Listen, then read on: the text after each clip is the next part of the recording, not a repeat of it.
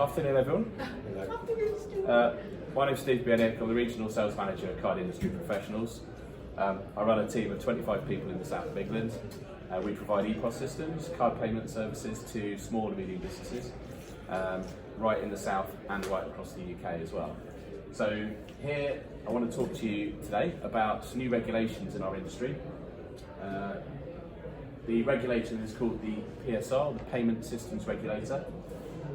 They did a review in the market about a year and a half ago, and they published their findings in June, July last year. What they found is that in the UK, the market was failing small businesses when it came to taking card payments. There were general barriers that were people were affected by certain barriers that discouraged them from switching providers. There were three specific things that they came up with. The first one was provide trigger messages at contract end, provide pricing summary information boxes, and point of sale terminal contracts limited to a maximum of 18 months. Only about 10% of businesses in the UK actually switch every year, which you might be quite surprised. It's a very, very competitive market, the market I work in. And one of the biggest bugbears that I have is understanding when customers actually come to the end of their contracts. The only point of reference most businesses have is the original agreement that they signed up and what term they have on that.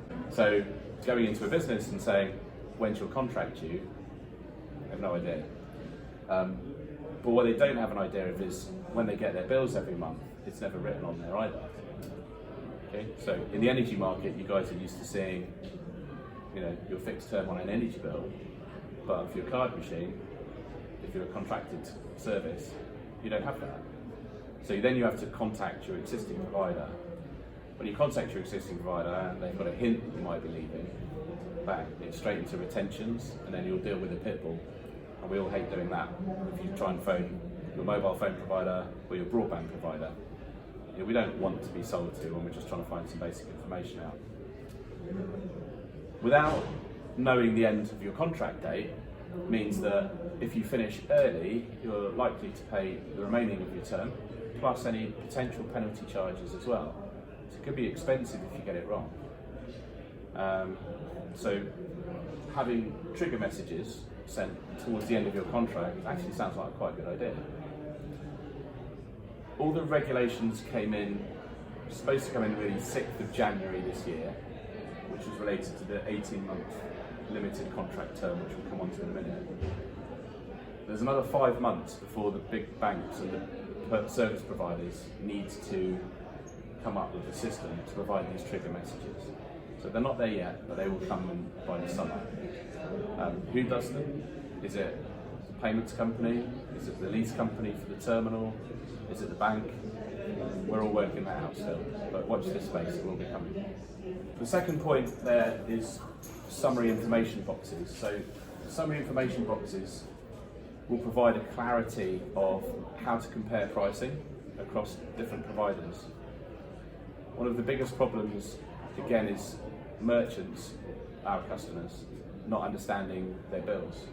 There's different pricing for debit cards, credit cards, business debit, business credit, international, over the phone payments. There's other charges like PSR charges, authorization fees, minimum monthly service charges. That's great speak in my world, but if you're dealing with Betty, the cafe owner, she really doesn't know about that.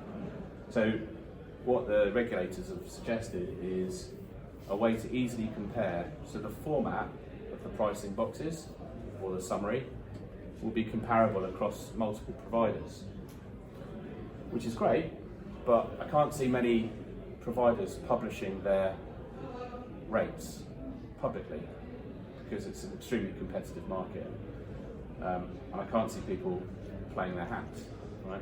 Because traditionally it's always been a point of negotiation, but there is no price list, which might seem unfair. Every deal is pretty much negotiated on a case-by-case basis.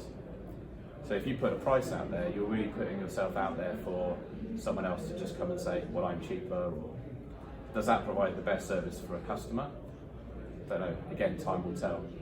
But we should start seeing these pricing summaries online and in writing from the summer onwards, which gives merchants the opportunity to compare and contrast what they're paying for. There's a lot of prices that aren't mentioned as well from sellers, so some of those other extra charges that we mentioned. So it'd be interesting to see if they're actually on the summary or they're buried somewhere in the small print. Again, we'll see how that pans out. Some of the providers will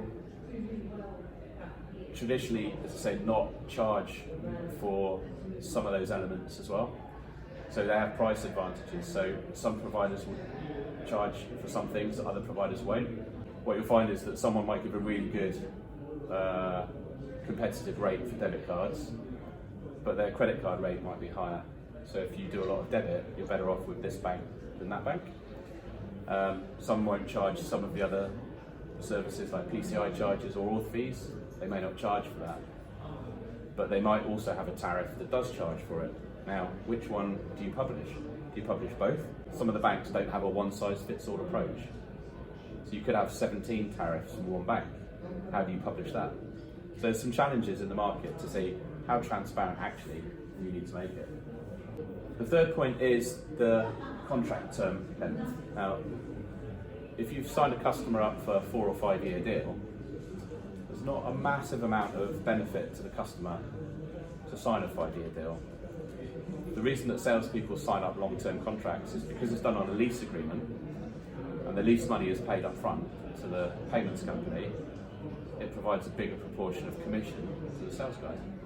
That's the only real benefit of signing up a long-term deal. You could argue that the merchant has some form of price guarantee of that term, but only the terminal is contracted. The actual percentages that you pay are never fixed. It's not like energy where you have a fixed rate per unit and a standing charge, and that's going to happen for the next 3 years. No acquirer bank in our industry can guarantee that your charge rates of your card processing fees won't ever go up. You could be in a 5-year deal and you could have 5 price increases every year. There's nothing you can do about it. So if Visa and MasterCard put their prices up, it won't come out of the profits of them. They'll pass those on to the customers. The customers is the merchant of the card machine, will up their prices. We as consumers will pay more in the shops. One thing that's also banned is auto-renewing contracts. So I had a customer in Wickham, just down the road, an optometrist. They had 2 sites. They were using I won't mention who they were, but they're using a acquirer bank for a card machine. I knew their contract was coming to an end, so they did a check. They said, yeah, we did a price review. We worked out it was about £750 a year saving to make a switch. They agreed, happy to go ahead. We did the paperwork.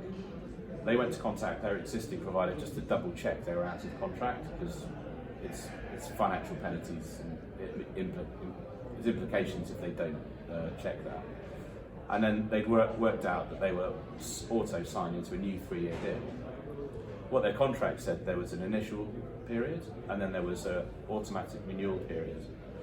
They didn't really get that because it was a very small subsection on the contract.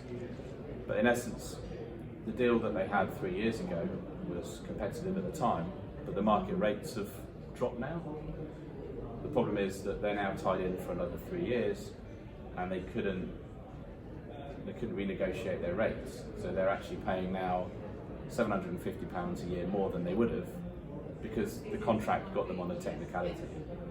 So those auto-renewing contracts, which have been outlawed in the telecoms market 10 years ago, have only just been outlawed literally last month. Once the 18-month contract is finished, then it rolls on every 30 days. Right? So long gone are the days of signing up the 4 and 5 year deals. Great for the merchants, has implications in regards to the payments companies now, because where they were getting revenue off a 4-year lease, they're getting an 18-month revenue, which means that there's a lot less profit in selling card machines, which means there's a lot less commission for sellers. If you can't sustain a sales team and you get rid of them, there's a lot less competition in the market, which is not something that the regulator probably foresaw. They want increased competition. Well, if you take the money out of the industry, you're going to have reduced people out there, and therefore you're not going to have the choice, and you may not get that competition. So it did have a big impact on the revenues. We've seen quite a few redundancies in the market as well over the last 6 months. People realising this is coming and they just can't sustain the sales teams. So we have, all of our guys are self-employed, so we're not so affected by it. But we've seen a lot of redundancies in direct sales teams in our industry as a result of this market. So really, I think there's going to be more consultations moving forward in the next 6 months as some of these rules are applied. I think generally they're good things. I think the notifications of contract end term is really important. That will encourage people to switch because it will jolt them into doing some action. The 18 months is good because you don't really want to tie customers into long-term deals. I think that's generally a positive thing. The pricing summary is going to be really difficult to compare because there's not one size fits all. But as I said, they've got 4 or 5 months to work it out, and that will appear online, and that will be in a format that is the same format for everybody.